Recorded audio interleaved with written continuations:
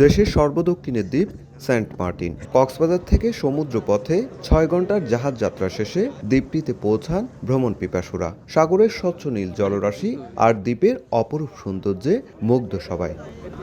Saint Martin দ্বীপে প্রতিবছর ১ October থেকে ৩১ মার্চ পর্যন্ত যাতায়াত করেন পর্যটকরা, কিন্তু এবছর পর্যটক সীমিতকরণ সহ নানা বিধিনিষেধ জারি করে পরিবেশ, বন ও জলবায়ু পরিবর্তন মন্ত্রণালয়।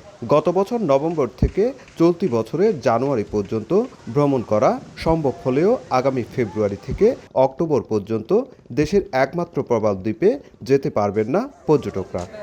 নির্দেশনা অনুযায়ী ৩১ জানুয়ারি শেষ হচ্ছে বছরের সেন্ট মার্টিন যাত্রা। এতে দুশ্চিন্তায় পড়েছেন ব্যবসায়ী ও বাসিন্দারা। তাদের দাবি, ২ মাসের আয় দিয়ে ১২ মাস চলা সম্ভব নয়। এজন্য ফেব্রুয়ারি পর্যন্ত দ্বীপ উন্মুক্ত রাখার দাবি তাদের। মন্ত্রণালয়ের নির্দেশনা ছাড়া ভ্রমণ সময় বাড়ানো সম্ভব নয় বলে জানিয়েছে প্রশাসন।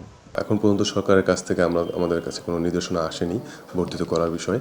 যদি সরকার বর্ধিতকরণের কোনো নির্দেশনা প্রদান করে সেক্ষেত্রে সেই অনুযায়ী ব্যবস্থা নেওয়া। ১৭ বর্গ কিলোমিটার আয়তনের দ্বীপটিতে বসবাস করেন ১০,০০০-এর বেশি মানুষ। সুজাউদ্দিন রুবেল, সময় সংবাদ, কক্সবাজার।